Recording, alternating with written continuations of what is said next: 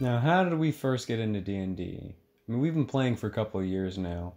I bought 2 books of 3.5 at a flea market, and it kind of took off from there. The Player's Handbook and the Dungeon Master's Guide for D&D 3.5, and on the back it says we pay $5 for them. And they brought it over so we could play it. This was back when we were playing stuff like paintball, airsoft, always outside. And we finally found a way to get back inside. And I love that, because I love air conditioning. And I was supposed to play over Skype, but my dad said it was satanic, so I couldn't play it. And then when I moved back, my friends were like, yeah, let's play it anyways. And I was like, okay. Basically, Ty invited me over to Hastings, and we sat down at his computer and wrote out a character. I played a half-orc named Torgor, and he was a real badass. We officially started it just one day randomly. You were like, hey, yeah, we're gonna go do D&D, and I was like, okay, but I have no idea how to play it.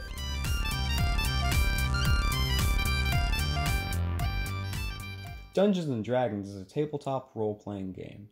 Pretty much you have one person, who is the Dungeon Master or Game Master, and they create a story from their mind of all the other people.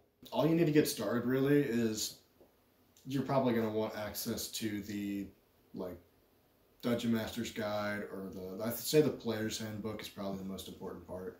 Pen, paper, and dice, that's like the bare essentials for all of it.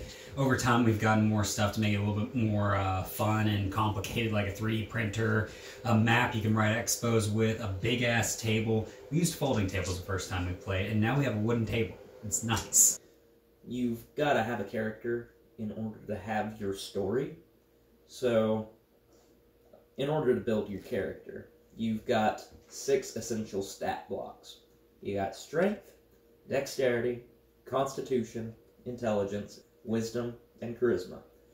And basically that describes how you work in both society, in combat, pretty much in the entire campaign world. It's really creative, imaginative. So whenever you're playing, you mostly just think about how you personally would think your character would react in situations. D&D is an extremely great resource in letting yourself express different emotions. You can have your characters go through things that you don't exactly know how to express in real life. It's pretty much structured make-believe, really, if you want to think of it that way. I like to think of it as a video game, but instead of playing it on a console or a PC, everything's happening in here or it's happening on a battle map, but there's a lot of imagination going on.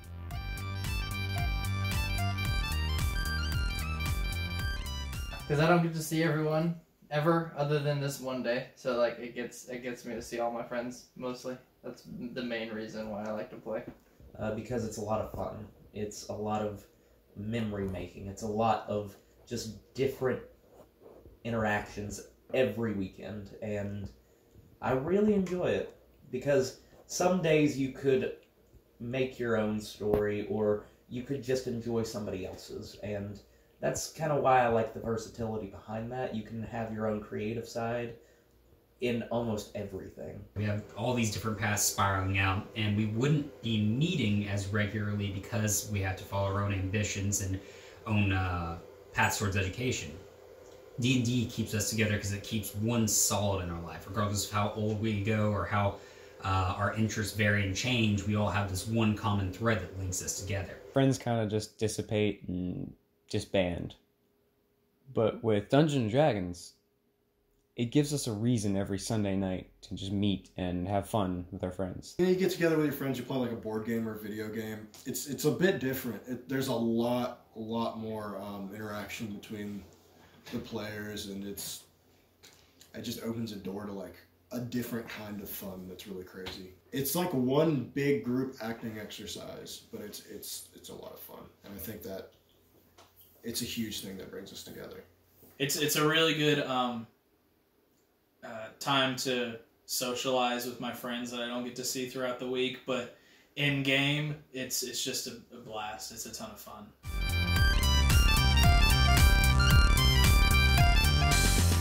My second story that I ever DM'd, my friend Adam was going through a tunnel, and he pressed a button, and this little Cupid gnome fell out of the ceiling with a cupcake.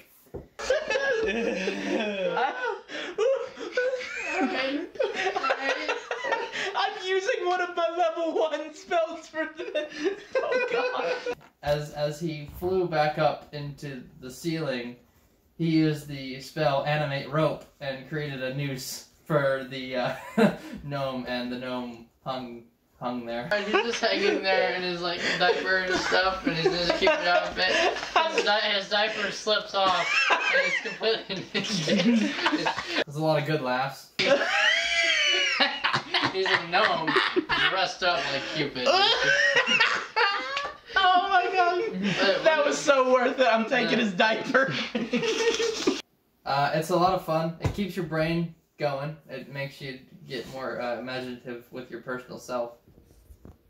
I had a character named Fargus McClawd, and we went into the 9 Hells, fought a bunch of demons. It was basically my character doing this all on his own to find his family. I was down to the last bit of health, just right teetering on the brink. Vorpal sword right in his hand, and as soon as he hit the nat 20. Basically that means, ow. And, yeah, Fargus decapitated the devil right in the 9 Hells. Oh, and he almost saved his friend, Creed. He didn't make it out because Creed made stupid decisions. But anyway, so did Fargus, and now he's locked up in Thor's dungeon, but we will get into that some other time. And one of the first monsters that we ever fought was this giant minotaur. And we didn't know what we were doing, so about half the fight was us leaning around a corner and saying, "You go." "No, you go." And eventually Torgor and Dante worked up their courage and they started attacking this thing, right? And Torgor tried to 1v1 this minotaur, and he got down to like 4 HP. And in this awesome moment of inspiration and stupidity, I told the DM that Dante was just going to get in between Torgor and the Minotaur and take the next couple hits. Dante went down like instantly, right? And Torgor finished off the Minotaur. But it was one of the coolest moments I'd ever had because in game, the characters Dante and Torgor formed a relationship because of it. They each took 1/2 of the Minotaur's horns, and whenever they would need the other person, they would use the Minotaur horn to signal them. So they're trying to get to this one place throughout this big jungle. So it was up to me to figure out a way to hook them into knowing where to go. So what I had is the main villain's right-hand man, Rosny, came down and was basically going to warn them, like, don't come over here. And he was going to slip and tell them the location, not where it was geographically, but the fact they didn't even know where they were going at first. So now they know, Omu. Now we got to find out where that is. However, our cleric at the time that David was playing was basically a fighter. He was a fighter. He was a cleric that picked fights with basically everyone, and he was super arrogant. And this guy that I brought to let them know where Omu was not a character that was leveled for them at the time. He was super OP. And David just insulted him and egged him on so much that I was like, now I have to fight them, and it's going to be his fault. Near the end, I cast the spell Blight and just reduced into ash. And I think from then on, David played his characters a little more carefully, except that he didn't, and Nyx died for it, and then the other guy died for it. And I think he's learned his lesson now. I get vaporized a lot. And we were in this town of frog people. So the king frog, King Grook, was trying to woo Nong, the Grung goddess, and he was trying to convince her to come down from heaven and mate with him and produce offspring capable of overrunning Port Nanzaru and basically make the Grungs a large-scale player and try and overrule everything on the continent. So during this, one of our players disguised himself. Mind you, this was a 3 or 4 foot tall dwarf man with a giant beard, made himself look like this heavenly goddess, and the king took him into his quarters. Afterwards, that was all fun and dandy and everything, but he was found out, and then he killed the king and convinced all the frog people that our enemy in the town did it. And then we collectively became a party of gods to these frog people and basically sent them to their death as they came with us to the Tomb of Annihilation. One of my favorite moments in Dungeons & Dragons was we were in the Tomb of Annihilation, and there's this evil archwizard talking. And earlier, my half-orc Gorn managed to pick up some water that had a magical effect. When he drank it, he stopped talking. They were able to reverse the effect, but he kept some for whatever reason, never thinking about it. So this evil wizard pointed at him. He was like, "Do you have anything to say?" And my orc's like, "You want some water?" So he used Blight and nearly killed him. He's like a simpleton, and drank the water and could not speak. And spellcasters need to speak in order to spell and use spells. So that fight was an easy fight because Gorn, the dumbest orc in the whole party, managed to outsmart the wizard.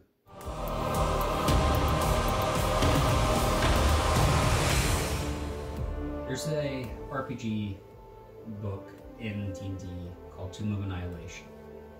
It's set in the jungles of Schult, where the players are tasked with ending a death curse plaguing the land. The tomb, it was fun at first. They ran into 3 sea hags that annihilated 2 of them pretty quickly. Or not quickly, it was pretty slow and painful. And I think from that point, that was the first, those were the first real character deaths we ever had playing D&D. So I think it kind of woke everyone up. Never split the party. So they smothered the candle, which brought them to the air room. There's no air in it, and unfortunately, you need air to breathe. So they were rushed into this room with no oxygen and no time to figure anything out. The room was pretty basic. It had another candle, not lit, and an Aarakocra skeleton on the wall, which is like a humanoid bird person. He grabbed the bone. He grabbed the torch. In a moment of inspiration, shoved the torch into the bone. Seconds passed, and then he died, and we all suffocated in the room. You see, the solution to the puzzle was, because it was an Aarakocra, we were supposed to open the bone and suck air from the dried bone. Should have been our first answer. My half-orc, Gorn, took his last few breaths and died of oxygen asphyxiation. How did it make me feel? Do I have to use an emotion, or can I use a situation? Oh, it made me want to kill myself. It was depressing. I laughed through the pain. This is my favorite character I've ever played in D&D. This is my first mini that I ever made as a character as well. And he died. And I can't ever play him ever again. I played him for so long. It's the only character I ever played for that long. Oh, Zach cheated. Zach killed us. Zach killed us. Zach killed us. Zach killed us. Yeah, they killed themselves. And they deserved it.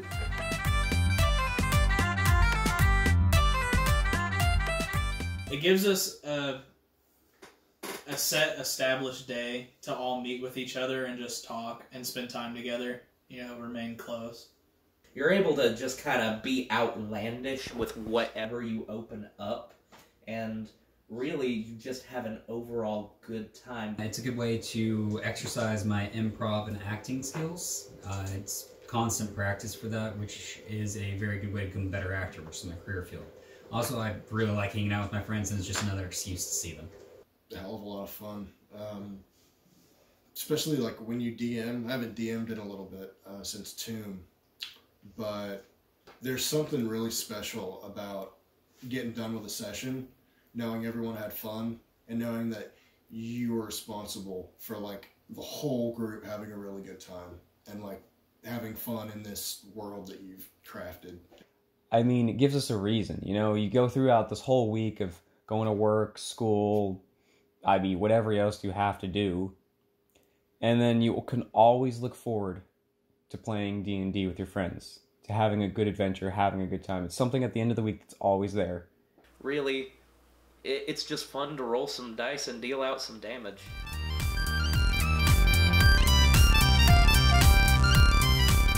Different character ideas on what I could do in order to spice things up.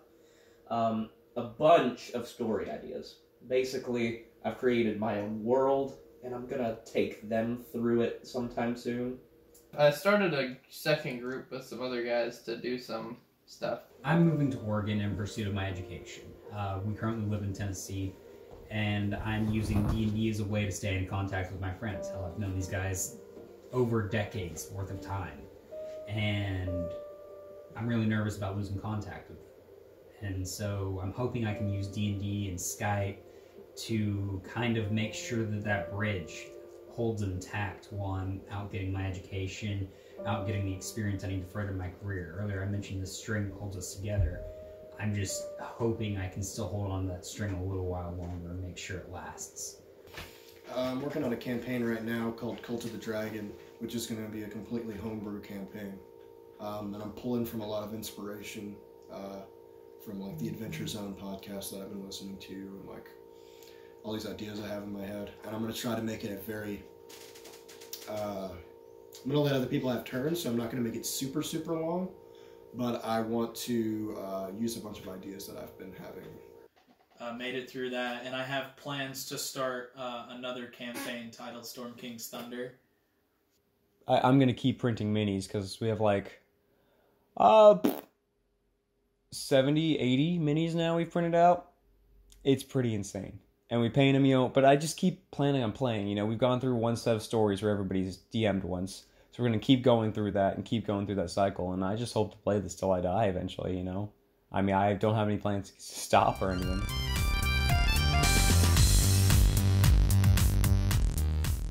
If you're ever wondering about playing D&D, just go ahead and do it.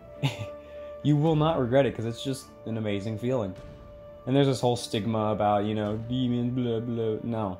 Just play it, have fun, be yourself. Play Dungeons & Dragons if you are interested in acting, if you're interested in video games, if you're interested in fun.